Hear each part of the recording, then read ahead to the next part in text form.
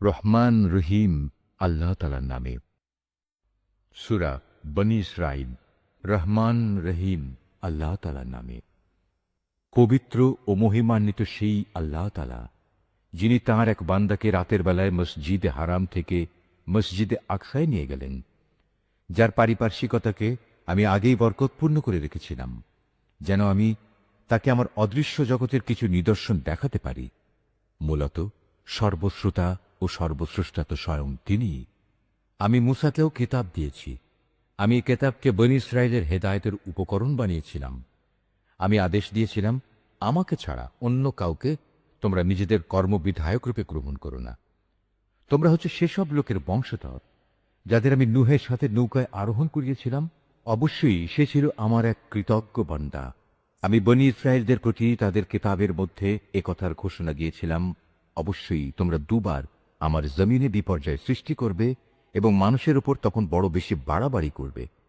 অতঃপর এ দুয়ের প্রথমটির নির্ধারিত সময় যখন এসে হাজির হল, তখন তোমাদের বিপর্যয় বন্ধ করার জন্যে আমি তোমাদের উপর আমার এমন কিছু বান্দাকে পাঠিয়েছিলাম যারা ছিল বীরত্বের অধিকারী।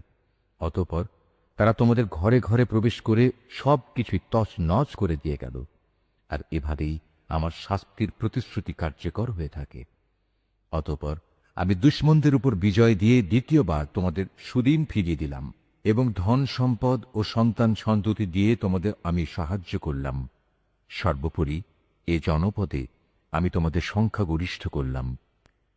যদি তোমরা কোনো ভালো কাজ করে থাকো, তা করেছ একান্তভাবে তোমাদের নিজেদের জন্যে। অপরদিকে তোমাদের কেউ যদি কোনো মন্দ কাজ করে থাকো, তার দায়িত্ব একান্তভাবে তার নিজের। অতঃপর যখন আমার দ্বিতীয় প্রতিশ্রুতির সময় হাজির হল, তখন আমি আর এক দলকে তোমাদের মোকাবেলার জন্য পাঠিয়েছিলাম, যেন তারা তোমাদের মুখমণ্ডল কালিমাচ্ছন্ন করে দেয়। যেমন করে প্রথমবার এ ব্যক্তিরা মসজিদে আকসায় প্রবেশ করেছে এবং এর প্রচুর ক্ষতি সাধন করেছে, আবারও যেন তারা মসজিদে প্রবেশ করতে পারে এবং যে যে জিনিসের উপর তারা অধিকার জমাতে পারে তাই যেন তারা ধ্বংস করে দিতে পারে। সম্ভবত এর মাধ্যমে আল্লাহ তাআলা তোমাদের উপর অনুগ্রহ করবেন। আর তোমরা যদি আবার বিদ্রোহের দিকে ফিরে যাও, তাহলে আমিও আমার শাস্তি পুনরাবৃত্তি করব। আর আমি তো কাফেরদের জন্য জাহান্নামকে তাদের চির কারাগারে পরিণত করে দেখেছি। অবশ্যই এ কোরআন এমন এক পথের দিকে নির্দেশনা দেয় যা অতি সরল ও মজবুত, এবং যেসব ইমানদার মানুষ নেক আমল করে, এ কিতাব তাদের এই সুসংবাদ দেয় যে তাদের জন্য আল্লাহর কাছে এক মহাপুরস্কার রয়েছে। অপরদিকে যারা পরকালে বিশ্বাস করে না, আমি তাদের জন্য এক কঠিন আযাব প্রস্তুত করে রেখেছি। আর মানুষ যেভাবে নিজের জন্য না বুঝে অকল্যাণ কামনা করে, তেমনি সে তার নিজের জন্য বুঝে সুঝে কিছু কল্যাণও কামনা করে। আসলে মানুষ কাঙ্ক্ষিত বস্তুর জন্য এমনিই তাড়াহুড়ো করে। আমি রাত ও দিনকে আমার কুদরতের দুটো নিদর্শন বানিয়ে রেখেছি। অতঃপর রাতের নিদর্শন আমি বিলীন করে দিয়েছি এবং দিনের নিদর্শনকে আমি করেছি আলোকময়, যাতে করে এর আলোকে তোমরা তোমাদের মালিকের রিজিক সংগ্রহ করতে পারো। সর্বোপরি তোমরা এর মাধ্যমে বছরের গণনা ও এর হিসাবও জানতে পারো। আর এর সব কয়টি বিষয়ই আমি খুলে খুলে বর্ণনা করেছি। প্রত্যেক মানুষের ভাগ্যলিপি আমি তার গলায় হারের মতো করে ঝুলিয়ে রেখেছি। কিয়ামতের দিন তার জন্য আমল নামার একটি গ্রন্থ আমি তার সামনে বের করে দেব। সে তা তার সামনে খোলা অবস্থায় পড়ে থাকতে দেখবে। আমি তাকে বলবো, পড়ো, এ হচ্ছে তোমার আমল নামা। আজ নিজের হিসাবের জন্যে তুমি একাই যথেষ্ট। যে ব্যক্তি হেদায়েতের পথে চলবে, সে তো চলবে একান্তভাবে নিজের ভালোর জন্যে। যে ব্যক্তি গোমরাহ হবে, তার গোমরাহির দায়িত্ব অবশ্যই তার উপর। আসল কথা হচ্ছে, সেদিন কেউই অন্য কারো গুনাহের ভার বইবে না। আর আমি কখনোই কোনো জাতিকে আযাব দেই না, যতক্ষণ না আমি সেখানে আযাব থেকে সতর্ককারী কোনো রসুল না পাঠাই। আমি যখন কোনো জনপদকে ধ্বংস করতে চাই, তখন তার বৃত্তশালী লোকদের ভালো কাজের আদেশ করি, কিন্তু তা না করে সেখানে তারা গুনাহের কাজ করতে শুরু করে। অতঃপর এজন্য সেখানে আমার আযাবের ফয়সালা প্রতিষ্ঠিত হয়ে যায়। পরিশেষে আমি তা সম্পূর্ণরূপে বিনাশ করে দেই। নূহের পর আমি এই একই কারণে কত মানব গোষ্ঠীকে ধ্বংস করে দিয়েছি। হে নবী, তোমার মালিক তার বান্দাদের গুনাহের খবর রাখা ও তা পর্যবেক্ষণ করার জন্য একাই যথেষ্ট। কোনো ব্যক্তি দ্রুত দুনিয়ার সুখ সম্ভোগ পেতে চাইলে আমি তাকে এখানে তার জন্য যতটুকু দিতে চাই তা সত্য দিয়ে দেই, কিন্তু পরিশেষে তার জন্য জাহান্নামী নির্ধারণ করে রাখি, যেখানে সে প্রবেশ করবে একান্ত নিন্দিত, অপমানিত ও বিতাড়িত অবস্থায়। অপরদিকে যারা আখেরাত ও তার সাফল্য কামনা করে এবং তা পাওয়ার জন্য যে পরিমাণ চেষ্টা করা উচিত তেমনি ভাবেই চেষ্টা করে, সর্বোপরি যারা হয় সত্যিকার মোমেন, মূলত তারাই হচ্ছে এমন লোক যাদের চেষ্টা সাধনা আল্লাহ দরবারে কবুল হয়। হে নবী, আমি এদের যারা দুনিয়া চায় এবং ওদের যারা আখেরাত চায় সবাইকেই তোমার মালিকের দান থেকে সাহায্য করে যাচ্ছি, এবং তোমার মালিকের দান কারো জন্যই বন্ধ নয়। হে নবী, তুমি দেখো কিভাবে আমি পার্থিব সম্পদের বেলায় তাদের একজনকে আরেকজনের উপর শ্রেষ্ঠত্ব দান করলাম। অবশ্য মর্যাদার দিক থেকে আখেরাত অনেক বড়, তার ফজিলত বহুলাংশে বেশি।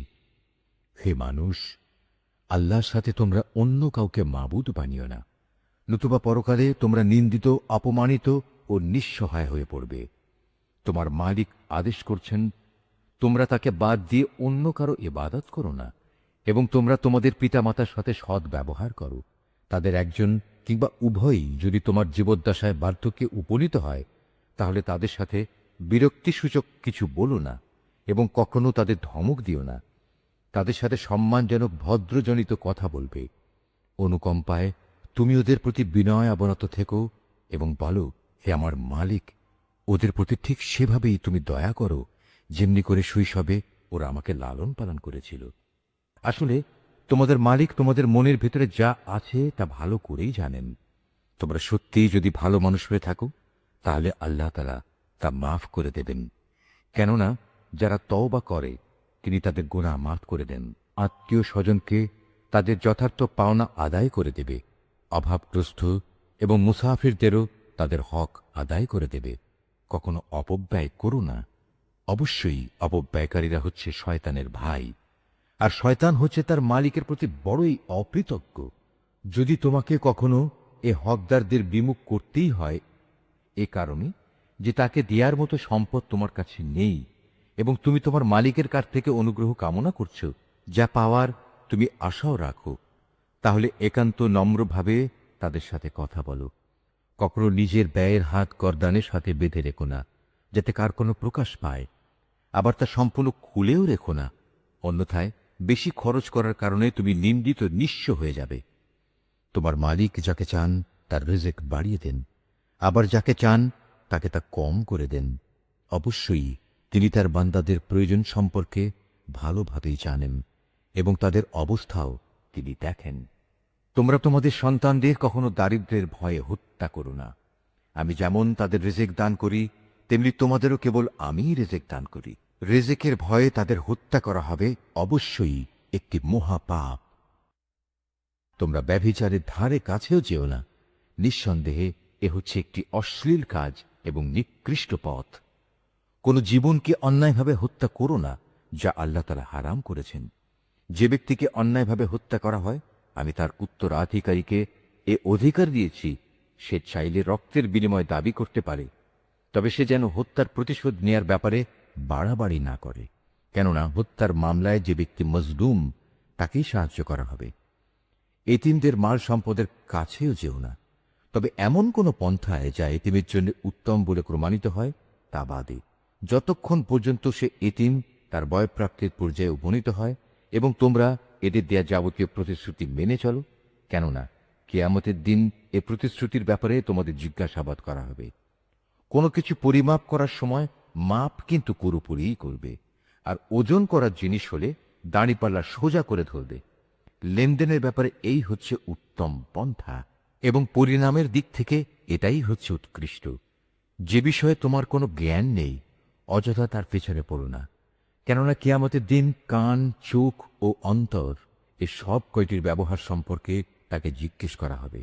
আল্লাহর জমিনে কখনোই দম্ভ ভরে ছিল না, কেননা যতই অহংকার করো না কেন, তুমি কখনোই জমিন বিদীর্ণ করতে পারবে না, আর উচ্চতায়ও তুমি কখনো পর্বত সমান হতে পারবে না। হে নবী, এগুলো সবই খারাপ কাজ। এর মন্দ দিকগুলো তোমার মালিকের কাছে একান্ত ঘৃণিত। তোমার মালিক ওহির মাধ্যমে যে প্রজ্ঞা দান করেছেন এ হচ্ছে তার অন্তর্ভুক্ত, যা তোমার মালিক ওহির মাধ্যমে তোমার কাছে পাঠিয়েছেন। তুমি আল্লাহর সাথে অন্য আর কাউকে মাবুদ বানাবে না, অন্যথায় তুমি নিন্দিত, অপমানিত ও আল্লাহর অনুগ্রহ থেকে বঞ্চিত হয়ে জাহান্নামে নিক্ষিপ্ত হবে। এটা কেমন কথা? তোমাদের মালিক তোমাদের জন্য নির্ধারিত করেছেন পুত্র সন্তান আর নিজ ফেরেশতাদের কন্যা হিসেবে গ্রহণ করে নিয়েছেন। তোমরা সত্যিই আল্লাহ তাআলা সম্পর্কে একটা জঘন্য কথা বলে বেড়াচ্ছ। আমি কোরআনে এ কথাগুলো সবিস্তার বর্ণনা করেছি যাতে করে তারা এর থেকে কিছু শিক্ষা গ্রহণ করতে পারে, কিন্তু এ বিষয়টি তাদের ঈমানের প্রতি বিদ্বেষ ছাড়া আর কিছুই বাড়াল না। হে নবী, এদের তুমি বলো, যদি আল্লাহর সাথে আরো মাবুদ থাকত, যেমন করে এ মুশরিক লোকেরা বলে, তাহলে অবশ্যই তারা এতদিনে আরশের মালিকের কাছে পৌঁছার একটা পথ বের করে নিত। মূলত এরা আল্লাহ তাআলা সম্পর্কে যা কিছু অবান্তর কথাবার্তা বলে, তিনি তা চেয়ে অনেক পবিত্র, অনেক মহিমান্বিত। হাত, আসমান, জমিন এ দুয়ের মাঝখানে যা কিছু মজুদ আছে তা সবই আল্লাহ তাআলার পবিত্রতা ও মহিমা ঘোষণা করছে। সৃষ্টিলোকে কোনো একটি জিনিসই এমন নেই যা তার প্রশংসা, পবিত্রতা ও মাহাত্ম্য ঘোষণা করে না, কিন্তু তাদের এ পবিত্রতা ও মহিমা ঘোষণা তোমরা অনুধাবন করতে পারো না। অবশ্যই তিনি একান্ত সহনশীল ও ক্ষমাপরায়ণ। হে নবী, যখন তুমি কোরআন পাঠ করো, তখন তোমার ও যারা পরকালের ওপর বিশ্বাস করে না তাদের মাঝে আমি একটি প্রচ্ছন্ন পর্দা এঁটে দেই। আমি তাদের অন্তরের ওপর এক ধরনের আবরণ রেখে দিই। ওদের কানে এনে দিই বধিরতা, যাতে করে ওরা তা উপলব্ধি করতে না পারে। তাই তুমি দেখবে, যখন তুমি কোরআনে এক আল্লাহ তাআলার কথা স্মরণ করতে থাকো, তখন তারা তোমার কাছ থেকে সরে পড়ে। আমি ভালো করেই জানি, যখন ওরা কান পেতে তোমার কথা শোনে, তখন ওরা কান পেতে কি কথা শোনে আমি এও জানি। যখন এই জালেমরা নিজেদের মধ্যে সলা পরামর্শ করে বলে, তোমরা তো একজন জাদুগ্রস্ত লোকেরই অনুসরণ করে চলেছ, হে নবী, দেখো এরা তোমার ব্যাপারে কি ধরনের উপমা তৈরি করেছে। মূলত এসব কারণেই এরা গোমরা হয়ে গেছে, অতএব এরা সঠিক পথের সন্ধান পাবে না। এ মূর্খ লোকেরা বলে, আমরা মৃত্যুর পর হাড্ডিতে পরিণত হয়ে পচে গেলেও কি নতুন সৃষ্টিরূপে পুনরায় উত্থিত হব? তুমি তাদের বলো, মৃত্যুর পর তোমরা পাথর হয়ে যাও কিংবা লোহায় পরিণত হও, সর্বাবস্থায় তোমরা পুনরুত্থিত হবে। কিংবা এমন কিছু সৃষ্টি তোমাদের ধারণায় যার বাস্তবায়ন হওয়া খুবই কঠিন। অচিরেই তারা বলবে, অবস্থা এমন হলে কে আমাদের পুনরায় জীবিত করবে? তুমি বলো, হ্যাঁ, তিনিই করবেন, যিনি তোমাদের প্রথমবার সৃষ্টি করেছেন। অতঃপর তুমি দেখবে তারা তোমার সামনে মাথা নাড়াবে এবং বলবে, তাহলে কবে হবে এসব কিছু? তুমি বলো, সম্ভবত সেদিন খুব শীঘ্রই সংঘটিত হবে, যেদিন আল্লাহ তাআলা তোমাদের ডাক দেবেন এবং তোমরা সবাই তার প্রশংসা করতে করতে তার ডাকে সাড়া দেবে। আর তোমরা ভাববে, সামান্য কিছু সময়ই তোমরা কবরে কাটিয়ে এসেছ। হে নবী, আমার বান্দাদের বলে দাও, তারা যেন কথা বলার সময় এমন সব কথা বলে যা উত্তম, কেননা শয়তান খারাপ কথা দ্বারা তাদের মাঝে বিভেদ সৃষ্টির উস্কানি দেয়, আর শয়তান তো হচ্ছে মানুষের প্রকাশ্য দুশমন। হে মানুষ, তোমাদের মালিক তোমাদের সম্পর্কে ভালো করেই জানেন।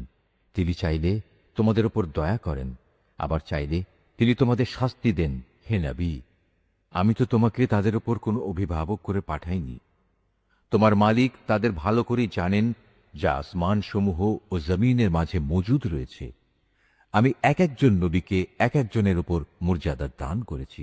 এমনিভাবেই আমি দাউদকে জবুর কেতাব দান করে মর্যাদাবান করেছি। হে নবী, এদের বলো, তোমরা আল্লাহকে বাদ দিয়ে যাদের মাবুদ মনে করে ডাকো, তাদের ডেকে দেখো, দেখবে তারা তোমাদের কষ্ট দূর করা কিংবা তা বদলে দেওয়ার কোনো ক্ষমতাই রাখে না। ওরা যাদের ডাকে তারা স্বয়ং নিজেরাই তো তাদের মালিকের কাছে পৌঁছার উসিলা তালাশ করতে থাকে। তারা দেখতে চায় তাদের মধ্যে কে আল্লাহ তাআলার নিকটতর হতে পারে, এবং তারা তারই দয়া প্রত্যাশা করে, তার আযাবকে ভয় করে। মূলত তোমার মালিকের আযাব এমনই একটি বিষয় যা একান্ত ভীতিপ্রদ। এমন কোন একটি জনপদ নেই যা আমি কিয়ামতের দিন আসার আগেই ধ্বংস করে দেব না, কিংবা তাদের আমি কঠোর আযাব দেব না। এসব কথা তো আমার পাঠানো কিতাবেই লিপিবদ্ধ আছে।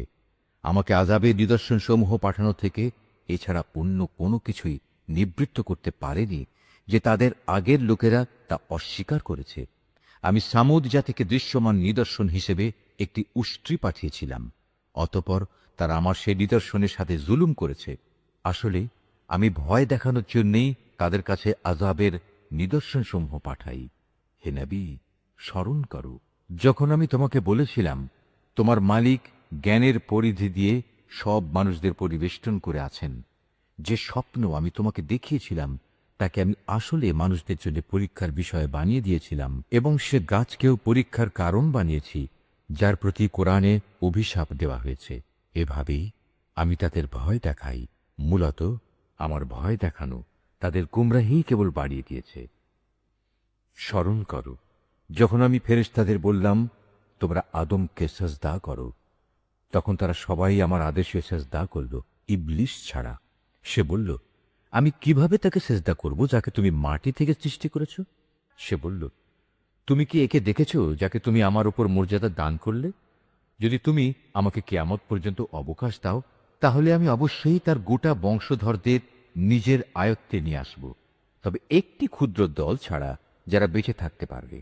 আল্লাহ তাআলা বললেন, যাও, দূর হয়ে যাও এখান থেকে। তাদের মধ্যে যারা তোমার আনুগত্য করবে, তোমাদের সবার শাস্তি হচ্ছে জাহান্নাম, আর জাহান্নামের শাস্তিও পুরোপুরি দেয়া হবে। এদের মধ্যে যাকেই পারো তুমি তোমার আওয়াজ দিয়ে গোমরা করে দাও। তোমার যাবতীয় অশ্বারোহী ও পদাতিক বাহিনী নিয়ে তাদের উপর গিয়ে চড়াও হও। ধন সম্পদ ও সন্তান সন্ততিতে তুমি তাদের সাথী হয়ে যাও, এবং যত পারো তাদের মিথ্যা প্রতিশ্রুতি দিতে থাকো। আর শয়তান তাদের যে প্রতিশ্রুতি দেয় তা প্রতারণা ছাড়া আর কিছুই নয়। নিঃসন্দেহে যারা আমার খাস বান্দা, তাদের উপর তোমার কোনো ক্ষমতা চলবে না। হে নবী, তোমার মালিক অবশ্যই তাদের কর্মবিধায়ক হিসেবে যথেষ্ট। হে মানুষ, তোমাদের মালিক তো হচ্ছেন তিনি, যিনি তোমাদের জন্য সমুদ্রে জলযান পরিচালনা করেন, যাতে করে তোমরা জলে স্থলে তাঁর প্রদত্ত রিজিক তালাশ করতে পারো। নিশ্চয়ই তিনি তোমাদের উপর পরম দয়ালু। আর উত্তাল সমুদ্রের মধ্যে যখন তোমাদের উপর কোনো বিপদ মুসিবত আপতিত হয়, তখন আল্লাহ তাআলাকে বাদ দিয়ে ইতিপূর্বে তোমরা যাদের ডাকতে তারা সবাই তোমাদের মন থেকে হারিয়ে যায়, এবং ডাকার জন্যে এক আল্লাহই সেখানে বাকি থেকে যান। অতঃপর তিনি যখন তোমাদের স্থলে এনে বিপদ থেকে উদ্ধার করেন, তখনই তোমরা তাঁর থেকে মুখ ফিরিয়ে নাও। আসলে মানুষ হচ্ছে নেহায়েত অকৃতজ্ঞ। তোমরা কি করে নিশ্চিত হয়ে গেছো তিনি তোমাদের স্থলে এনে এর কোথাও তোমাদের গেড়ে দেবেন না, অথবা তোমাদের উপর মরণমুখী কোনো ধূলিঝড় নাজিল করবেন না? এমন অবস্থা যখন আসবে, তখন তোমরা কোনো অভিভাবকও পাবে না। অথবা তোমরা এ ব্যাপারেও কি নিশ্চিত হয়ে গেছো যে তিনি পুনরায় তোমাদের সেই সমুদ্রে নিয়ে যাবেন না, এবং স্থলে এসে যে আচরণ তোমরা তার সাথে করেছো, তোমাদের সেই অকৃতজ্ঞতার শাস্তিস্বরূপ তিনি অতঃপর তোমাদের উপর প্রচণ্ড ঝড় পাঠাবেন না, এবং তোমাদের উত্তাল সমুদ্রে ডুবিয়ে দেবেন না? আর এমন অবস্থা দেখা দিলে তোমাদের জন্য সেদিন আমার বিরুদ্ধে কোনো সাহায্যকারী পাবে না। আমি অবশ্যই আদম সন্তানদের মর্যাদা দান করেছি। স্থলে ও সমুদ্রে আমি ওদের চলাচলের বাহন দিয়েছি, এবং তাদের পবিত্র জিনিসসমূহ দিয়ে আমি রিজিক দান করেছি। অতঃপর আমি অন্য যত কিছু সৃষ্টি করেছি তার অধিকাংশের উপরই আমি তাদের শ্রেষ্ঠত্ব দান করেছি। যেদিন আমি প্রত্যেক জাতিকে তাদের নেতাদের সাথে ডাকব, সেদিন যাদের আমলনামা তাদের ডান হাতে দেয়া হবে, তারা খুশি হয়ে তা পড়তে শুরু করবে। তাদের উপর সেদিন বিন্দু মাত্র জুলুম করা হবে না। যে ব্যক্তি জেনে বুঝে এই দুনিয়ায় সত্য থেকে অন্ধ হয়ে থেকেছে, পরকালেও সে আল্লাহর নেয়ামত থেকে অন্ধ থেকে যাবে, এবং হেদায়েত থেকেও সে হবে পথহারা। হে নবী, আমি তোমার প্রতি যে ওহী পাঠিয়েছি তার প্রচার ও প্রতিষ্ঠা থেকে তোমার পদস্খলন ঘটাবার ব্যাপারে এরা কোনো প্রকার চেষ্টা থেকেই বিরত থাকেনি, যাতে করে তুমি ওহীর বদলে আমার সম্পর্কে কিছু মিথ্যা কথা বানাতে শুরু করো। যদি তেমন কিছু করতে, তাহলে এরা তোমাকে তাদের ঘনিষ্ঠ বন্ধু বানিয়ে দিত।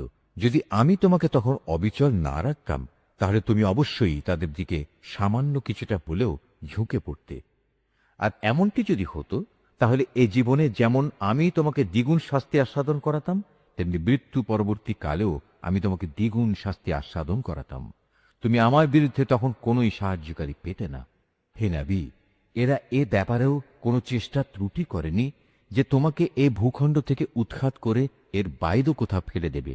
যদি তেমনটি হতো তাহলে তোমার পরে তারা নিজেরাও সেখানে সামান্য কিছুক্ষণই মাত্র টিকে থাকতে পারত। তোমার আগে আমি যত নবী রসুল পাঠিয়েছিলাম তাদের ব্যাপারে এই ছিল আমার নিয়ম, আর তুমি আমার সে নিয়মের কখনো রদবদল দেখতে পাবে না। হে নবী, সূর্য ঢলে যাওয়ার পর থেকে রাতের অন্ধকার পর্যন্ত সময়ের ভেতর নামাজ প্রতিষ্ঠা করবে এবং ফজরের সময় কোরআন তেলাওয়াত জারি রাখবে। অবশ্য ফজরের কোরআন তেলাওয়াত সহজেই পরিলক্ষিত হয়। রাতের কিছু অংশে তাহাজ্জুদ নামাজ প্রতিষ্ঠা করো। এটা তোমার জন্য ফরজ নামাজের অতিরিক্ত একটা নামাজ। আশা করা যায় তোমার মালিক এর বরকত দ্বারা তোমাকে প্রশংসিত মর্যাদায় প্রতিষ্ঠিত করবেন। তুমি বলো, হে আমার মালিক, যেখানেই আমাকে নিয়ে যাও না কেন তুমি আমাকে সত্যের সাথে নিয়ে যাও, এবং যেখান থেকেই আমাকে বের করো না কেন সত্যের সাথেই বের করো, এবং তোমার কাছ থেকে আমার জন্য একটি সাহায্যকারী রাষ্ট্রশক্তি প্রদান করো। তুমি ঘোষণা দাও, সত্য এসে গেছে এবং মিথ্যা চিরতরে বিলুপ্ত হয়ে গেছে। অবশ্য মিথ্যাকে বিলুপ্ত হতেই হবে। আমি কোরআনে যা কিছু নাজিল করি তা হচ্ছে ঈমানদারদের জন্যে তাদের রোগের উপশমকারী ও রহমত, কিন্তু এ সত্ত্বেও তা জালেমদের জন্য ক্ষতি ছাড়া আর কিছুই বৃদ্ধি করে না। যখন আমি মানুষদের ওপর কোনো রকম অনুগ্রহ করি তখন তারা কৃতজ্ঞতার বদলে আমার দিক থেকে মুখ ফিরিয়ে নেয় এবং নিজেকে দূরে সরিয়ে নিয়ে যায়। আবার যখন কোনো রকম কষ্ট মুসিবত তাকে স্পর্শ করে তখন সে একেবারে নিরাশ হয়ে পড়ে। নবী, এদের তুমি বলো, প্রত্যেক ব্যক্তি নিজ প্রকৃতির উপর কাজ করে যাচ্ছে, অতঃপর তোমাদের মালিক ভালো করেই জানেন কে সঠিক পথের উপর রয়েছে। হে নবী, এরা তোমার কাছে জানতে চায় রূহ কি জিনিস। তুমি এদের বলো, রূহ হচ্ছে আমার মালিকের আদেশ সম্পর্কিত একটি বিষয়। আসলে সৃষ্টি রহস্য সম্পর্কে তোমাদের যা কিছু জ্ঞান দেয়া হয়েছে তা নিতান্ত কম। তারপরেও আমি তোমার প্রতি যে কতটুকু ওহী পাঠিয়েছি, যদি আমি চাইতাম তা অবশ্যই তোমার উপর থেকে প্রত্যাহার করে নিতে পারতাম। আর তেমন কিছু হলে তুমি আমার মোকাবেলায় কোনোই সাহায্যকারী পেতে না। কিন্তু এটা হচ্ছে তোমার মালিকের একান্ত দয়া, এতে কোনো সন্দেহ নেই। তোমার উপর তার অনুগ্রহ অনেক বড়। তুমি তাদের এও বলো, যদি সব মানুষ ও জিন এ কাজের জন্য একত্রিত হয় যে তারা এ কোরআনের অনুরূপ কোনো কিছু বানিয়ে আনবে, তাতেও তারা এর মতো কিছু তৈরি করে আনতে পারবে না। যদিও এ ব্যাপারে তারা একে অপরের সাহায্যকারী হয়, তবুও নয়। আমি কোরআনের মধ্যে মানুষদের বোঝানোর জন্য বহু উপমা দ্বারা হেদায়েতের বাণী বিশদভাবে বর্ণনা করেছি, কিন্তু অধিকাংশ মানুষই তা অমান্য না করে ক্ষান্ত হল না। এরা বলে, কখনোই আমরা তোমার উপর ঈমান আনব না যতক্ষণ না তুমি আমাদের জন্য এ জমিন থেকে এক প্রস্রবণ ধারা প্রবাহিত না করবে, কিংবা তোমার জন্য খেজুরের অথবা আঙুরের একটি বাগান তৈরি হবে এবং তাকে তুমি অসংখ্য নদীনালা বইয়ে দেবে, অথবা যেমন করে তুমি কিয়ামত সম্পর্কে বলো সে অনুযায়ী আসমানকে টুকরো টুকরো করে আমাদের ওপর ফেলে দেবে, অথবা স্বয়ং আল্লাহ তাআলা ও তার ফেরেশতাকে আমাদের সামনে এনে দাঁড় করিয়ে দেবে, কিংবা থাকবে তোমার কোনো স্বর্ণ নির্মিত ঘর, অথবা তুমি আরোহণ করবে আসমানে। কিন্তু আমরা তোমার আকাশে চড়ার ঘটনাও বিশ্বাস করব না যতক্ষণ না তুমি সেখান থেকে আমাদের জন্য একটি কিতাব নিয়ে আসবে যা আমরা পড়তে পারব। হে নবী, তুমি এদের শুধু এটুকু বলো, মহান পবিত্র আমার আল্লাহ তাআলা, আমি তো কেবল তাঁর পক্ষ থেকে একজন মানুষ, একজন রসূল, বই কিছুই নই। যখনই মানুষদের কাছে আল্লাহ তাআলার কাছ থেকে হেদায়েত আসত তখন তাদের ঈমান আনা থেকে এছাড়া অন্য কোনো জিনিসই বিরত রাখিনি যে তারা বলতো, আল্লাহ তাআলা আমাদের মতো একজন মানুষকে কি নবী করে পাঠালেন? হে নবী, তুমি তাদের বলো, যদি এ জমিনে ফেরেশতারাই বসবাস করত এবং তারা এখানে নিশ্চিন্তভাবে ঘুরে বেড়াতো, তাহলে অবশ্যই আমি তাদের জন্য আসমান থেকে কোনো ফেরেশতাকেই নবী করে পাঠাতাম। তুমি বলো, আমার এবং তোমাদের মাঝে আল্লাহ তাআলাই আমি মনে করি সাক্ষী হিসেবে যথেষ্ট। অবশ্যই তিনি তার বান্দাদের সম্পর্কে জানেন, তিনি তাদের সব আচরণও দেখেন। যাকে আল্লাহ তাআলা হিদায়াত দান করেন সেই মূলত হিদায়াত প্রাপ্ত হয়, আর যাকে তিনি গোমরাহ করেন এমন লোকদের হিদায়াত দানের জন্য হে নবী, তুমি আল্লাহ তাআলা ছাড়া আর অন্য কাউকেই সাহায্যকারী পাবে না। এমন সব গোমরাহ লোকদের আমি কিয়ামতের দিন মুখের উপর ভর দিয়ে চলা অবস্থায় একত্রিত করব। এরা তখন হবে অন্ধ, বোবা ও বধির। এদের সবার ঠিকানা হবে জাহান্নাম। যতবার তা স্তীমিত হয়ে আসবে ততবার আমি তাকে তাদের জন্য প্রজ্বলিত করে আরও বাড়িয়ে দেব। এ হচ্ছে তাদের যথার্থ শাস্তি, কেননা তারা আমার আয়াতসমূহকে অস্বীকার করত। তারা আরও বলতো, মৃত্যুর পর যখন আমরা অস্থিতে পরিণত হয়ে যাব ও চূর্ণ বিচূর্ণ হয়ে যাব, তখন কি আমরা নতুন সৃষ্টিরূপে উত্থিত হব? এ মূর্খ লোকেরা কি ভেবে দেখেনি আল্লাহ তাআলা, যিনি আসমান সমূহ ও জমিন পয়দা করেছেন, তিনি এই বিষয়ের উপর ক্ষমতা রাখেন যে তাদের মতো মানুষদের তিনি সৃষ্টি করতে পারেন। দ্বিতীয়বার তাদের পয়দা করার একটি ক্ষণ তিনি তাদের জন্য নির্ধারণ করে রেখেছেন, যাতে কোনো রকম সন্দেহের অবকাশ নেই। তথাপি এ জালেম লোকেরা সে দিনকে অস্বীকার করেই যাচ্ছে। হে নবী, বলো, আমার মালিকের দয়ার ভাণ্ডার যদি তোমাদের করায়ত্তে থাকত, তবে তা ব্যয় হয়ে যাবে, এ ভয়ে তোমরা তা আঁকড়ে রাখতে চাইতে। আসলে মানুষ স্বভাবগতভাবেই অতিশয় কৃপণ। আমি মূসাকে 9টি স্পষ্ট নিদর্শন দিয়েছিলাম। অতএব হে নবী, তুমি স্বয়ং বনী ইসরাঈলদের কাছে এই কথাটা জিজ্ঞেস করো। যখন সে তাদের কাছে নবী হয়ে এসেছিল, তখন ফেরাউন তাকে বলেছিল, হে মূসা, আমি মনে করি তুমি একজন জাদুগ্রস্ত ব্যক্তি। এর জবাবে সে বলেছিল, তুমি একথা ভালো করেই জানো, নবুয়তের প্রমাণ সম্বলিত এসব অন্তর্দৃষ্টি সম্পন্ন জ্ঞান আসমান সমূহ ও জমিনের মালিক ছাড়া আর কেউই নাজিল করেননি। হে ফেরাউন, আমি তো মনে করি তুমি সত্যি ধ্বংস হয়ে গেছ। অতঃপর সে তাদের এ জমিন থেকে উৎখাত করে দিতে চাইল, কিন্তু আমি তাকে এবং যারা তার সঙ্গী সাথী ছিল তাদের সবাইকে এর নাফরমানির জন্য সমুদ্রে ডুবিয়ে দিয়েছি। অতঃপর আমি বনী ইসরায়েলদের বললাম, এবার তোমরা এই জমিনে নির্বিবাদে বসবাস করো। এরপর যখন আখিরাতের প্রতিশ্রুতির সময় আসবে, তখন আমি তোমাদের সবাইকে সংকুচিত করে আমার সামনে নিয়ে আসব। এ কোরআনকে আমি সত্য বাণী সহকারে নাজিল করেছি, তাই তা সত্য নিয়েই নাজিল হয়েছে। আমি তো তোমাকে কেবল জান্নাতের সুসংবাদদাতা ও জাহান্নামের সতর্ককারী রূপে প্রেরণ করেছি। এই আয়াতটি যিনি তেলাওয়াত করবেন এবং যিনি এই আয়াতটির তেলাওয়াত শুনবেন, তাদের সবাইকে এখানে একটি সাজদা আদায় করতে হবে। এটা ওয়াজিব। আমি কোরআনকে ভাগে ভাগে বিভক্ত করে দিয়েছি, যাতে করে তুমিও ক্রমে ক্রমে তা মানুষদের সামনে পড়তে পারো, আর এ কারণেই আমি তা পরপর নাজিল করেছি। হে নবী, তুমি বলো, তোমরা এ কোরআনকে মানো কিংবা না মানো, তাতে এর মর্যাদা মোটেই ক্ষুণ্ণ হবে না। যাদের এর আগে আসমানি কিতাবের জ্ঞান দেয়া হয়েছে, তাদের অবস্থা হচ্ছে, যখনই তাদের সামনে এটি পড়া হয়, তারা নিজেদের মুখের উপর সাজদায় লুটিয়ে পড়ে। তখন তারা বলে, আমাদের মালিক পবিত্র, অবশ্যই আমাদের মালিকের ওয়াদা পরিপূর্ণ হবে। আর তারা কাঁপতে কাঁপতে মুখের উপর ভূমিতে লুটিয়ে পড়ে। মূলত এ কোরআন তাদের বিনয়েই বৃদ্ধি করে। তুমি আরো বলো, তোমরা আল্লাহ তাআলাকে আল্লাহ বলে ডাকো কিংবা রহমান, তোমরা যে নামেই তাকে ডাকো, তার সব কটি নামই উত্তম। হে নবী, চিৎকার করে নামাজ পড়ো না, আবার অতিশয় ক্ষীণভাবেও নয়, বরং নামাজ পড়ার সময় এ দুয়ের মধ্যবর্তী পন্থা অবলম্বন করো। তুমি আরো বলো, সকল প্রশংসা আল্লাহ তাআলার জন্যে, যিনি কখনো কোনো সন্তান গ্রহণ করেননি, তার সার্বভৌমত্বে কারোই কোনো অংশীদারিত্ব নেই। তিনি কখনো দুর্দশাগ্রস্তও হন না যে তার কোনো অভিভাবকের প্রয়োজন হয়। তিনি সব কিছুর ঊর্ধ্বে। তুমি শুধু তাঁরই মাহাত্ম্য ঘোষণা করো, পরমতম মাহাত্ম্য। সূরা আল কাহাফ। রহমান রহিম আল্লাহ তাআলার নামে। সব তারিফ আল্লাহ তাআলার জন্যে, যিনি তার একজন বিশেষ বান্দার প্রতি এ গ্রন্থ নাজিল করেছেন এবং তার কোথাও তিনি কোনো রকম বক্রতা রাখেননি। একে তিনি প্রতিষ্ঠিত করেছেন সহজ সরল একটি পথের উপর, যাকে করে আল্লাহ তাআলার পক্ষ থেকে সে নবী তাদের জাহান্নামের আযাবের ব্যাপারে সতর্ক করে দিতে পারে, এবং যারা ঈমানদার, যারা নেক কাজ করে, তাদের সে এ মর্মে সুসংবাদ দিতে পারে যে তাদের জন্য আল্লাহর দরবারে উত্তম পুরস্কার রয়েছে, যেখানে তারা চিরকাল থাকবে।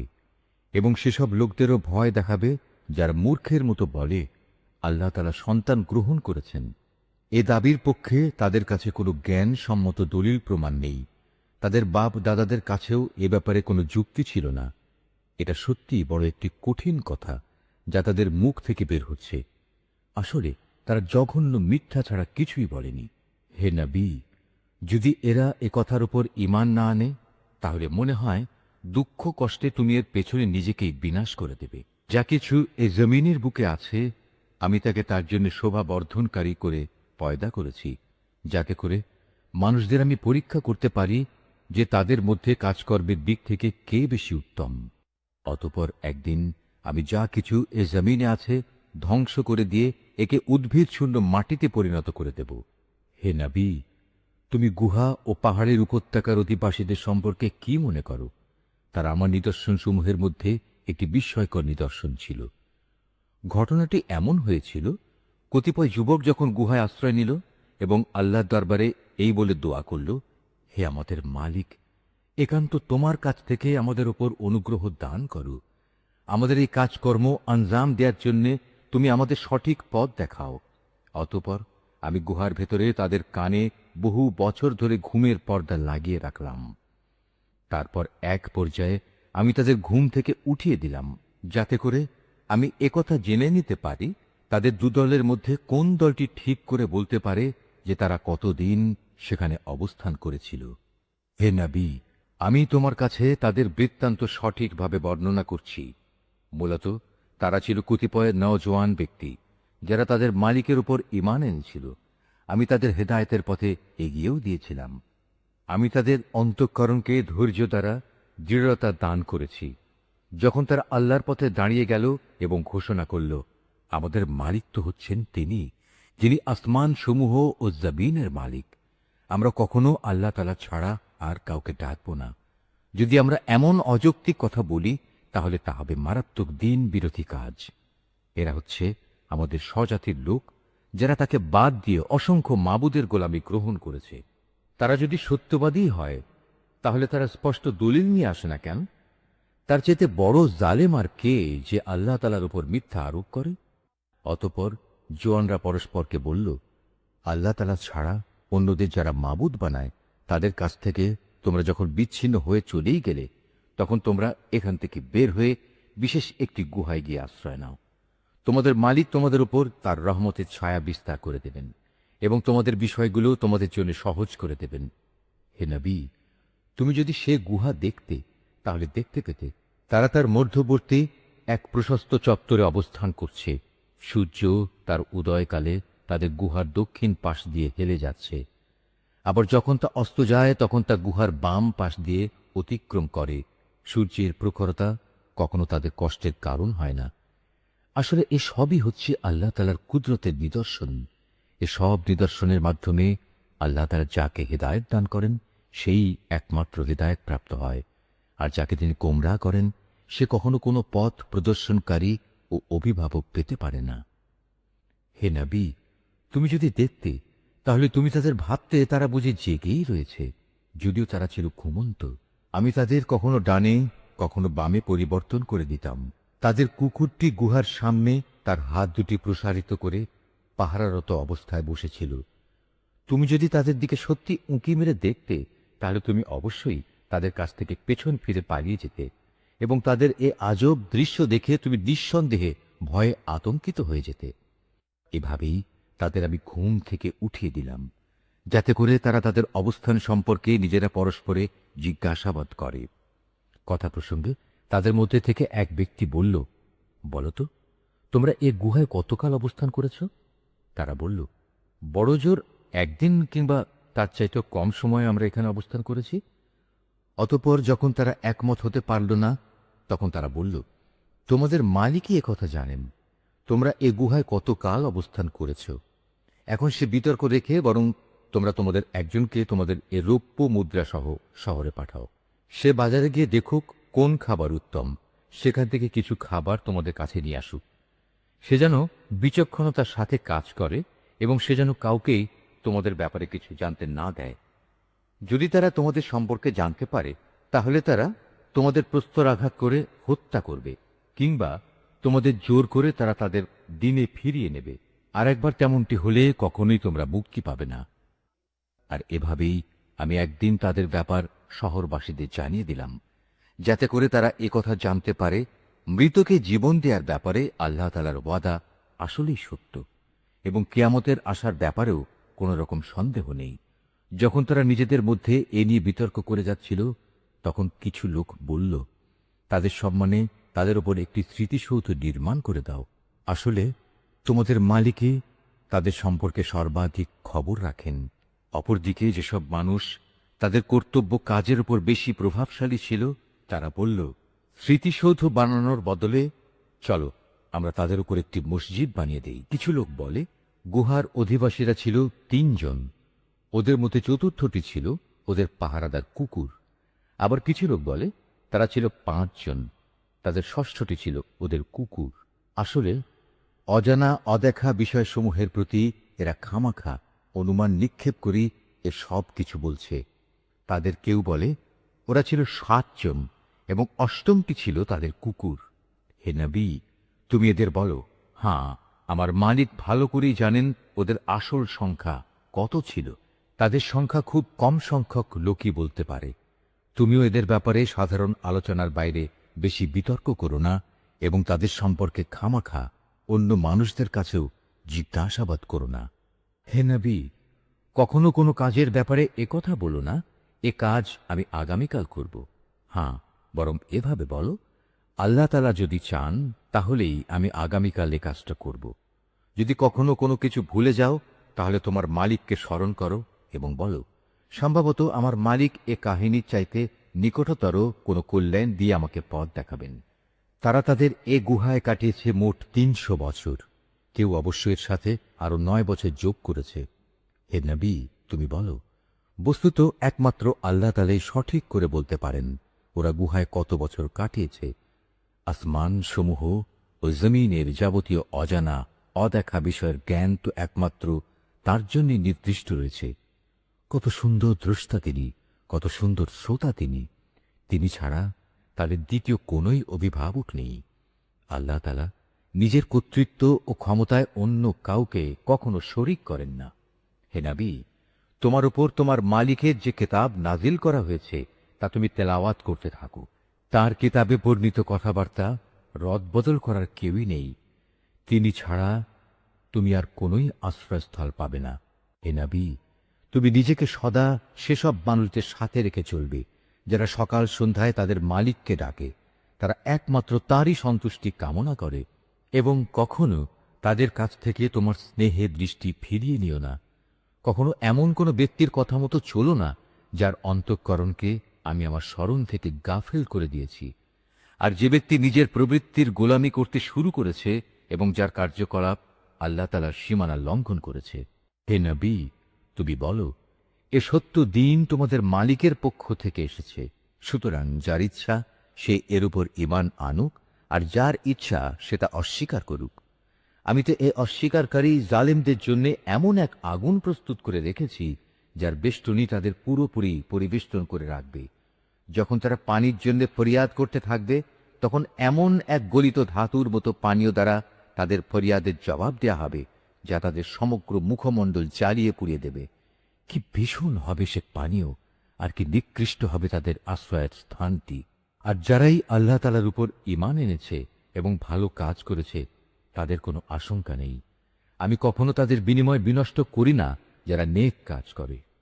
এদের জন্য রয়েছে এমন এক স্থায়ী জান্নাত যার পাদদেশ দিয়ে ঝর্ণাধারা প্রবাহিত হবে। তাদের সেখানে সোনার কাঁকুন দ্বারা অলঙ্কৃত করা হবে। তারা পরিধান করবে সূক্ষ্ম ও পুরু রেশমের পোশাক। উপরন্তু তারা সমাসীন হবে এক সুসজ্জিত আসনে। কত সুন্দর তাদের বিনিময়, কত চমৎকার তাদের আশ্রয় এই স্থানটি। হে নবী, তাদের শিক্ষার জন্য তুমি 2 জন লোকের উদাহরণ পেশ করো, যাদের একজনকে আমি 2টো আঙুরের বাগান দান করেছিলাম এবং এ 2টো কতিপয় খেজুর গাছ দ্বারা পরিবেষ্টিত করে রেখেছিলাম। আবার এ 2-এর মধ্যবর্তী স্থানকে পরিণত করেছিলাম একটি সুফলা শস্য ক্ষেত্ররূপে। উভয় বাগানই এক পর্যায়ে যথেষ্ট ফল দান করল। ফলদানে বাগান 2টো কোনো রকম ত্রুটি করেনি। উভয় বাগানের ফাঁকে ফাঁকে আমি পানির ঝর্ণাধারাও প্রবাহিত করে রেখেছিলাম। এক পর্যায়ে তার অনেক ফল হয়ে গেল। অতঃপর একদিন সে তার সাথীকে কথা প্রসঙ্গে বলল, দেখো, আমি ধন সম্পদের দিক থেকে তোমার চাইতে যেমন বড়, তেমনি জনবলেও আমি তোমার চাইতে বেশি শক্তিশালী। নিজের শক্তি সামর্থ্যের ব্যাপারে বাড়াবাড়ি করতে করতে সে নিজের বাগানে গিয়ে প্রবেশ করল এবং বলল, আমি ভাবতেই পারছি না এ বাগানের সৌন্দর্য কোনোদিন নিঃশেষ হয়ে যাবে। আমি এও মনে করি না একদিন এসব ধ্বংস হয়ে কিয়ামত প্রতিষ্ঠিত হবে, এবং কিয়ামতের পর আমাকে যদি আমার মালিকের সামনে ফিরিয়ে নেওয়াও হয়, তাহলে এর চাইতে উৎকৃষ্ট কোনো কিছু আমি সেখানে পাব। তার সে গরিব সাথীটি যে তার সাথে কথা বলছিল বলল, এ পার্থিব সম্পদ দেখে তুমি কি সত্যি সে মহান সত্তাকে অস্বীকার করছো, যিনি তোমাকে প্রথমত মাটি থেকে অতঃপর শুক্র কণা থেকে পয়দা করেছেন, পরিশেষে তিনি তোমাকে একটি মানুষের আকৃতিতে পূর্ণাঙ্গ করেছেন? কিন্তু আমি তো বিশ্বাস করি সেই সৃষ্টিকর্তা আল্লাহ তাআলাই হচ্ছেন আমার মালিক, এবং আমার মালিকের কোনো কাজের সাথেই আমি কাউকে শরিক করি না। কত ভালো হতো তুমি যখন তোমার ফলবতী বাগানে প্রবেশ করলে, তখন যদি তুমি একথা বলতে, আল্লাহ তাআলা যা চেয়েছেন তাই হয়েছে। আল্লাহ তাআলা ব্যতিরেকে কারোই কিছু ঘটানোর শক্তি নেই। যদিও তুমি আমাকে ধনে জনে তোমার চাইতে কম দেখলে, কিন্তু আমি আল্লাহ তাআলার উপর ঈমান রাখি। সম্ভবত আমার মালিক আমাকে তোমার এ পার্থিব বাগানের চাইতে উৎকৃষ্ট আখেরাতের কোনো বাগান দান করবেন, এবং অকৃতজ্ঞতার জন্যে তোমার বাগানের ওপর আসমান থেকে এমন কোনো বিপর্যয় নাজিল করবেন, ফলে তা উদ্ভিদ শূন্য এক বিরান ভূমিতে পরিণত হয়ে যাবে, কিংবা তার পানি তার জমিনের নিচেই অন্তর্হিত হয়ে যাবে। তেমন কিছু হলে তুমি কখনো তা আবার খুঁজে আনতে পারবে না। অতঃপর তাই ঘটল। তার বাগানের ফল ফলারিকে বিপর্যয়ে এসে ঘিরে ফেলল।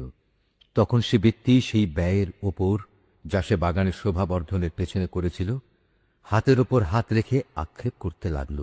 বাগানের অবস্থা এমন হল যা তা মুখ থুবড়ে পড়ে থাকল, এবং সে নিজের ভুল বুঝতে পেরে বলতে লাগল, কত ভালো হতো যদি আমি আমার মালিকের ক্ষমতার সাথে অন্য কাউকে শরিক না করতাম। যারা বাহাদুরি করেছে তাদের কোনো দলই আজ তাকে আল্লাহর এই প্রতিশোধের মোকাবেলায় সাহায্য করার জন্য অবশিষ্ট রইল না। না সে নিজে কোনো রকম প্রতিশোধ নিতে পারল, কেননা এখানে রক্ষা করার যাবতীয় এখতিয়ার একমাত্র আল্লাহ তাআলার, যিনি একমাত্র সত্য। পুরস্কার দানে ও পরিণাম নির্ধারণে তিনিই উত্তম। হে নবী, তুমি এদের কাছে দুনিয়ার জীবনের উদাহরণ পেশ করো। এই জীবনটা হচ্ছে এমন, যেমন আমি আকাশ থেকে পানি বর্ষণ করি, যার কারণে জমিনের উদ্ভিদ ঘন সুশোভিত হয়ে ওঠে, অতঃপর এক সময় বাতাসটা উড়িয়ে নিয়ে ফেরে। মূলত আল্লাহ তাআলা সব কিছুর উপর প্রচণ্ড ক্ষমতাবান। ধন সম্পদ ও সন্তান সন্ততি হচ্ছে তোমাদের পার্থিব জীবনের কতিপয় অস্থায়ী সৌন্দর্য মাত্র। চিরস্থায়ী হচ্ছে মানুষের নেক কাজ, আর তা হচ্ছে তোমার মালিকের কাছে পুরস্কার পাওয়ার জন্য অনেক ভালো। আর কোনো কল্যাণময় কিছু কামনা করতে গেলেও তা হচ্ছে উত্তম। যেদিন আমি পাহাড় সমূহকে চলমান করে সরিয়ে দেব এবং তুমি এ পৃথিবীকে দেখবে তা একটি শূন্য প্রান্তর, সেদিন আমি তাদের মানব কুলকে এক জায়গায় জড়ো করব, কোনো একজনকেও আমি বাদ দেব না। তাদের সবাইকে তোমার মালিকের সামনে সারিবদ্ধভাবে এনে হাজির করা হবে। অতঃপর আমি বলবো, আজ তো তোমরা সবাই আমার কাছে এসে গেছো, ঠিক যেমনি করে আমি তোমাদের প্রথমবার পয়দা করেছিলাম। কিন্তু তোমরা অনেকেই মনে করতে আমি তোমাদের দ্বিতীয়বার আমার কাছে হাজির করার জন্য কোনো সময়সূচি নির্ধারণ করে রাখিনি। অতঃপর তাদের সামনে আমলনামা রাখা হবে। তখন নাফরমান ব্যক্তিদের তুমি দেখবে, সে আমলনামায় যা কিছু লিপিবদ্ধ আছে তারা তার কারণে খুবই আতঙ্কগ্রস্ত থাকবে। তারা বলতে থাকবে, হায় দুর্ভাগ্য আমাদের, এ আবার কেমন গ্রন্থ! এ তো দেখছি আমাদের জীবনের ছোট কিংবা বড় প্রত্যেক বিষয়ের হিসাব লিখেছে। তারা যা কিছু করেছে তার প্রতিটি বস্তুই তারা সে গ্রন্থে মজুদ দেখবে। তোমার মালিক সেদিন কার ওপর বিন্দুমাত্র জুলুমও করবেন না। স্মরণ করো, যখন আমি ফেরেশতাদের বলেছিলাম তোমরা সবাই আদমকে সাজদা করো, তখন তারা সবাই সাজদা করল, কিন্তু ইবলিস সাজদা করল না। সে ছিল আসলে জিনদেরই একজন। সে তার মালিকের আদেশের নাফরমানি করল। যে এত বড় নাফরমানি করল, তোমরা কি তাকে এবং তার বংশধরদের আমার বদলে তোমাদের অভিভাবক হিসেবে গ্রহণ করে চলেছ? অথচ প্রথম দিন থেকেই সে তোমাদের প্রকাশ্য দুশমন। চেয়ে দেখো, জালেমদেরকে নিকৃষ্ট বিনিময় দেয়া হয়েছে। আকাশমণ্ডলী ও পৃথিবী সৃষ্টি করার সময় আমি তাদের কাউকে ডাকিনি, এমনকি স্বয়ং তাদের নিজেদের বানানোর সময়ও তো আমি তাদের ডাকিনি। আসলে আমি তো অক্ষম ছিলাম না যে তাদের পরামর্শ আমার দরকার। অন্যদের যারা গোমরা করে আমি তাদের সাহায্য গ্রহণ করি না। যেদিন তিনি এদের বলবেন, তোমরা তাদের ডাকো যাদের তোমরা আমার শরীক মনে করতে, ওরা তাদের ডাকবে, কিন্তু তারা তাদের এ ডাকে কোনোই সাড়া দেবে না। আমি এদের উভয়ের মাঝখানে এক মরণ ফাঁদ রেখে দেব।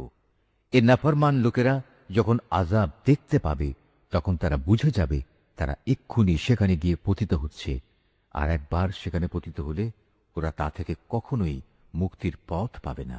আমি মানুষের বোঝার জন্যে এই কোরআনে সব ধরনের উপমা ও উদাহরণ বিশদভাবে বর্ণনা করেছি, কিন্তু মানুষের অধিকাংশই এ নিয়ে তর্ক করে। হেদায়েত যখন মানুষের সামনে এসে গেল, তখন ঈমান আনা ও গুনাহের জন্য তাদের মালিকের কাছে ক্ষমা চাওয়া থেকে তাদের কোন জিনিস বিরত রাখছে? তারা সম্ভবত পূর্ববর্তী মানুষদের অবস্থা তাদের কাছে এসে পৌঁছানোর কিংবা আমার আযাব তাদের সামনে এসে হাজির হবার অপেক্ষা করছে। আমি তো রসূলদের পাঠাই যে তারা মানুষদের জন্য জান্নাতের সুসংবাদবাহী ও জাহান্নামের সতর্ককারী হবে, কিন্তু যারা কুফরি করেছে তারা ছোটখাটো বিষয় নিয়ে ঝগড়া শুরু করে, যাতে তারা সত্যকে ব্যর্থ করে দিতে পারে। মূলত তারা আমার আয়াতসমূহকে এবং যেসব বিষয় দিয়ে তাদের জাহান্নাম থেকে সতর্ক করা হয়েছিল তাকে বিদ্রূপের বিষয়ে পরিণত করে নিয়েছে।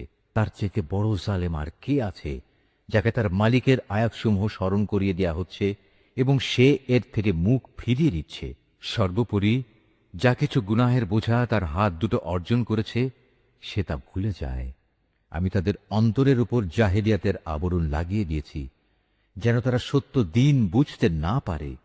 এমনিভাবে তাদের কানেও এক ধরনের কঠিন বস্তু ঢেলে দিয়েছি, এ কারণে তারা সত্য কথা শুনতে পায় না। অতএব হে নবী, তুমি ওদের যতই হেদায়েতের পথে ডাকো না কেন, তাদের কখনো হেদায়েত দেয়া হবে না। হে নবী, তোমার মালিক বড়ই ক্ষমাশীল ও দয়াবান। তিনি যদি তাদের সবাইকে তাদের কৃতকর্মের জন্য শাস্তি দিতে চাইতেন, তাহলে তিনি সহজেই তা ত্বরান্বিত করতে পারতেন। বরং এর পরিবর্তে তাদের জন্য শাস্তির একটি প্রতিশ্রুত ক্ষণ রাখা আছে, যা থেকে ওদের কারুই পরিত্রাণ নেই। এই জনপদ ও তাদের অধিবাসীরা যখন আল্লাহ তাআলার সীমা লঙ্ঘন করেছিল, তখন আমি তাদের নির্মূল করে দিয়েছি। তাদের ধ্বংসের জন্যও একটি দিনক্ষণ নির্দিষ্ট ছিল। হে নবী, তুমি এদের মূসার ঘটনা শোনাও। যখন মূসা তার খাদেমকে বলল, যতক্ষণ পর্যন্ত আমি দুটো সাগরের মিলনস্থলে না পৌঁছব, ততক্ষণ পর্যন্ত আমি আমার পরিকল্পনা থেকে ফিরে আসব না। যদি আমাকে এজন্য দীর্ঘ সময় পর্যন্ত চলতে হয়, তবু আমি চলতে থাকব। যখন তারা উভয়ে সেই প্রত্যাশিত দুটো সাগরের সঙ্গম স্থলে এসে পৌঁছল, তখন তারা উভয়ই তাদের খাবারের জন্য রাখা মাছটির কথা ভুলে গেল। সে মাছটি ছুটে গিয়ে সুড়ঙ্গের মতো একটি পথ করে সহজেই সাগরে চলে গেল। যখন তারা আরও কিছু দূর এগিয়ে গেল, তখন সে তার খাদেমকে বলল, এবার আমাদের নাশতা নিয়ে এসো। আমরা আজকের সফরে সত্যি ভারী ক্লান্ত হয়ে পড়েছি। সে বলল, তুমি কি দেখোনি, আমরা যখন শিলাখণ্ডের পাশে বিশ্রাম করছিলাম, তখন আমি মাছের কথা ভুলেই গিয়েছিলাম। আসলে শয়তানি আমাকে ভুলিয়ে দিয়েছে যে আমি তার কথাটা স্মরণ রাখব। আর সে মাছটিও কি আশ্চর্যজনক পদ্ধতিতে নিজের পথ ধরে সাগরের দিকে নেমে গেল। সে বলল, হ্যাঁ, এই তো হচ্ছে সেই জায়গা যে স্থানটির আমরা সন্ধান করছিলাম। মাছটি চলে যাওয়ার জায়গাই হচ্ছে সাগরের মিলনস্থল। অতঃপর তারা নিজেদের পথের চিহ্ন ধরে ফিরে চলল। এরপর তারা সেখানে পৌঁছলে তারা আমার বান্দাদের মাঝ থেকে একজন পুণ্যবান বান্দাকে সেখানে পেল, যাকে আমি আমার অনুগ্রহ দান করেছি। উপরন্তু তাকে আমি আমার কাছ থেকে বিশেষ জ্ঞান দান করেছিলাম। মূসা তাকে বলল, আমি কি তোমার অনুসরণ করতে পারি, যাতে করে আল্লাহ তাআলার কাছ থেকে যে জ্ঞান তোমাকে শেখানো হয়েছে তার কিছু অংশ তুমি আমাকে শেখাতে পারো? সে বলল, হ্যাঁ পারো, তবে আমার সাথে থেকে তা তুমি কখনো ধৈর্য ধারণ করতে পারবে না। অবশ্য এটাও ঠিক, যে বিষয়ে তোমার জ্ঞান সীমার বাইরে, তার উপর তুমি ধৈর্য ধরবি বা কি করে? সে বলল, আল্লাহ তাআলা যদি চান, তাহলে তুমি আমাকে ধৈর্যশীল হিসেবেই পাবে। আমি তোমার কোনো আদেশেরই বরখেলাপ করব না। সে বলল, আচ্ছা, যদি তুমি আমাকে অনুসরণ করোই, তাহলে কোনো বিষয় নিয়ে আমাকে কিছু জিজ্ঞেস করবে না, যতক্ষণ না সে কথা আমি নিজেই তোমাকে বলে দেব। অতঃপর তারা দুজন পথ চলতে শুরু করল। নদীর পাড়ে এসে উভয়ই একটি নৌকায় আরোহণ করল। নৌকায় উঠেই সে তাতে ছিদ্র করে দিল। সে বলল, তুমি কি এজন্য তাতে ছিদ্র করে দিলে যেন এর আরোহীতে তুমি ডুবিয়ে দিতে পারো? তুমি সত্যিই এক গুরুতর অন্যায় কাজ করেছ। মূসার কথা শুনে সে বলল, আমি কি তোমাকে একথা বলিনি? আমার সাথে থেকে তুমি কখনো ধৈর্য ধারণ করতে পারবে না? সে বলল, আমি যে ভুল করেছি সে ব্যাপারে তুমি আমাকে পাকড়াও করো না, এবং এ ব্যাপারে আমার ওপর বেশি কঠোরতাও আরোপ করো না। আবার তারা পথ চলতে শুরু করল। কিছু দূর গিয়ে তারা উভয়ে একটি কিশোর বালক পেল। সাথে সাথে সে তাকে হত্যা করে ফেলল। এ কাজ দেখে সে বলল, তুমি তো কোন রকম হত্যার অপরাধ ছাড়াই একটি নিষ্পাপ জীবনকে বিনাশ করলে। তুমি সত্যি একটা গুরুতর অন্যায় কাজ করে ফেলেছ। নিশ্চয়ই আল্লাহ যা বলেছেন সত্য বলেছেন।